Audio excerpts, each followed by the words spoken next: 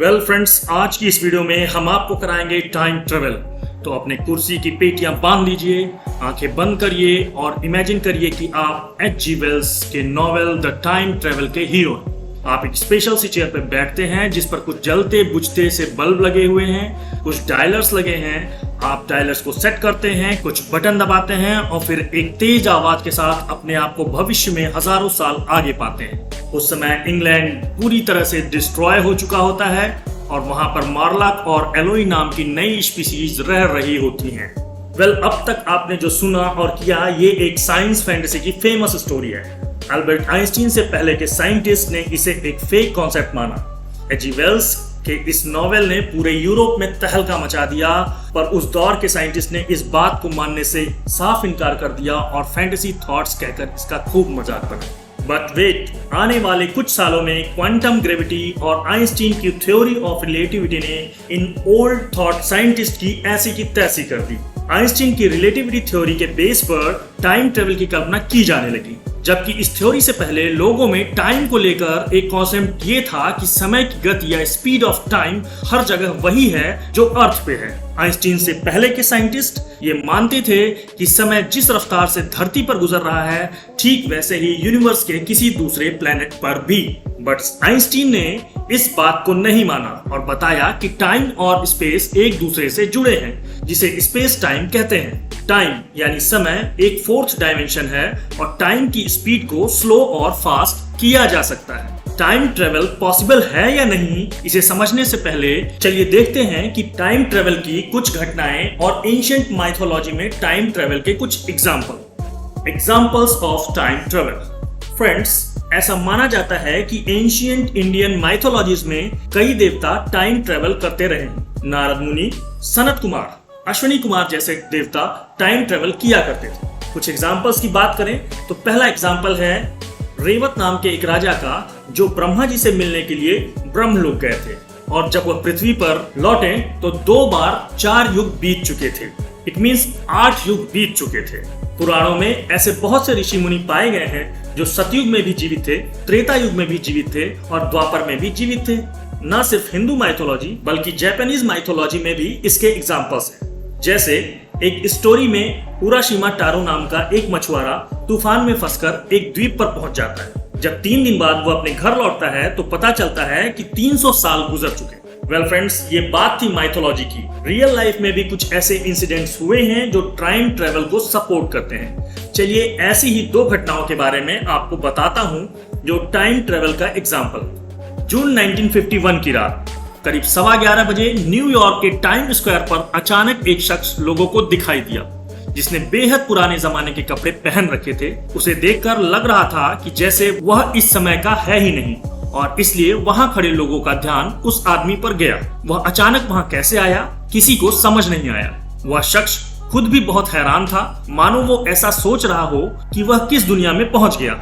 वह times square पर चल रही गाड़ियों और वहां की चमचमाती लाइट्स को बेहद आश्चर्य से देख रहा था। जैसे ही वह शख्स बीच सड़क से किनारे जाने के लिए आगे बढ़ा, तभी एक तेज रफ्तार कार ने उसे टक्कर मारी। वह घायल होकर गिर पड़ा और जल्द ही उसकी मौत हो गई। जब पुलिस ने इसकी तलाशी ली तो हैरान करने वाली चीजें मिली, जैसे 5 सेंट का एक बियर टोकन, घोड़ा गाड़ी की सफाई करने का एक बिल जिस पर लिखा था लाइब्रेरी स्टेबल लेक्सिंगटन एवेन्यू। साथ ही उसके पास $70 की करेंसी के पुराने नोट और सिक्के मिले। उसके पास एक बिजनेस कार्ड भी मिला जिसके ऊपर लिखा था डॉक्टर रुडोल्फ फ्रेंड सीनियर। उस पर एड्रेस था 5th एवेन्यू न्यूयॉर्क। साथ के साथ एक लेटर भी मिला जिसे फिलाडेल्फिया भेजा जाना था। इस लेटर पर 1876 की स्टैंप लगी हुई थी। आगे की पुलिस इन्वेस्टिगेशन में पता चला साल 1876 में एक शख्स अपने घर से सैर करने के लिए निकला था जो फिर कभी वापस नहीं लौटा। और जब कैप्टन ह्यूबर्ट, जो इस मामले के जांच अधिकारी थे, ने 1876 के सभी मिसिंग केसेस को निकाला तो पता चला कि सच में रुडोल्फ की मिसिंग कंप्लेंट दर्ज कराई गई थी और इसे दर्ज कराया था उन्हीं के बेटे रुडोल्फ फेंट जूनियर ने। इस मिसिंग कंप्लेंट में गुमशुदा शख्स का जो हुलिया लिखा था वो 1951 में मारे गए शख्स से हूबहू मेल खाता था। इस तरह ये क्लियर हो गया कि 1876 में मिसिंग और 1951 में कार एक्सीडेंट में मारा गया शख्स एक ही है। लेकिन 1876 में लापता एक शख्स 1951 में कैसे पहुंचा, ये आज भी रहस्य है, जिसे टाइम ट्रेवल या टाइम स्लिप से जुड़ी घटना माना जाने लगा। चलिए बात करते हैं दूसरे इंसिडेंट की। ये दूसरा इंसिडेंट जुड़ा है फेमस एक्टर चार्ली चैपलिन से, जिन्हें तो हम सभी जानते हैं। ईयर 1928 में चार्ली की एक फिल्म का प्रमोशन चला और उस दौरान रिकॉर्डिंग भी हो रही थी। इस रिकॉर्डिंग में एक महिला एक सेल फोन पर बात कर रही थी। पहले तो किसी ने इस घटना पर गौर नहीं किया, लेकिन जब सभी ने ये रिकॉर्डिंग देखी तो किसी को विश्वास ही नहीं हुआ कि ऐसा कैसे हो सकता है, क्योंकि उस समय तो सेल फोन का कोई कॉन्सेप्ट भी नहीं था। आयरिश फिल्म मेकर ने इसे टाइम ट्रेवल से जुड़ी घटना बताया, जो आगे चलकर काफी सुर्खियों में रहा। इस वीडियो को आप इंटरनेट पे भी देख सकते हैं। तो फ्रेंड्स, ये दो इंसिडेंट्स ये बताते हैं कि टाइम ट्रेवल जैसे फिनोमिना होते हैं। पर व्हाट अबाउट साइंस? साइंस क्या कहता है? क्या ये पॉसिबल है? चलिए आगे जानते हैं। Is time travel possible? Well friends, अगर वैज्ञानिक दृष्टिकोण से देखें तो समय यात्रा यानी टाइम ट्रेवल पॉसिबल है। और देखा जाए तो हम सभी समय यात्रा कर भी रहे हैं। एक्चुअली हम सभी पास्ट से निकलकर प्रेजेंट में होते हुए लगातार फ्यूचर की ओर बढ़ते जा रहे हैं।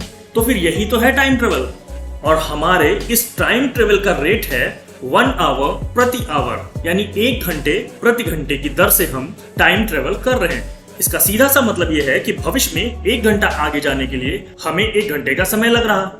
अगर हम इस दर को 1 घंटे प्रति घंटे से अधिक कर दें तो टाइम ट्रेवल उस फॉर्म में पॉसिबल है जिसे हम सोचते आए हैं या फिर जिसकी हम कल्पना करते हैं। पर यह इतना आसान भी नहीं है। फ्रेंड्स, टाइम ट्रेवल के कॉन्सेप्ट को थ्योरी ऑफ रिलेटिविटी के बिना समझना बहुत मुश्किल है, तो क्यों न पहले थ्योरी ऑफ रिलेटिविटी को ही समझें। इस थ्योरी के आने से पहले यह माना जाता था कि टाइम सबके लिए एक समान है, स्थिर है और एब्सोल्यूट यानी निरपेक्ष है, यानी दो लोग जो दुनिया के किसी भी कोने में हो, दोनों के लिए समय एक सा होगा। आइंस्टीन के थ्योरी ऑफ रिलेटिविटी ने इस कॉन्सेप्ट को चैलेंज किया और बताया कि समय सबके लिए एक जैसा नहीं होता, यानी दो अलग अलग जगहों पर मौजूद लोगों के लिए समय अलग अलग होता है।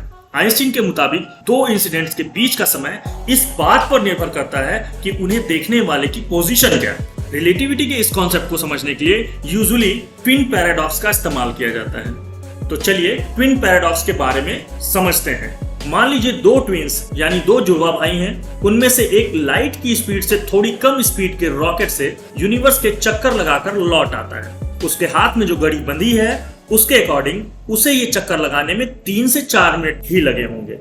और फिर जब वो रॉकेट से बाहर आया तो उसने पाया कि अपने इस यूनिवर्स ट्रेवल के दौरान उसका भाई बूढ़ा हो गया है। इनफैक्ट स्पीड ऑफ लाइट से ट्रेवल करने के कारण पहले भाई के लिए टाइम काफी स्लो बीता।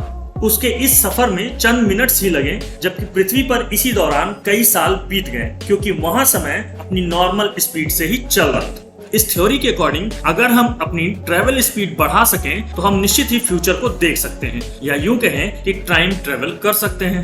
बट एक क्वेश्चन ये उठता है कि अगर हम टाइम ट्रेवल कर भी लें तो हम अपने फ्यूचर में देखेंगे क्या, जब कोई इंसिडेंट क्रिएट ही नहीं हुआ है। पास्ट में टाइम ट्रेवल करें तो बात समझ में आती है कि कुछ इंसिडेंट्स हैं जिन्हें हम देख पाएंगे, पर फ्यूचर में क्या?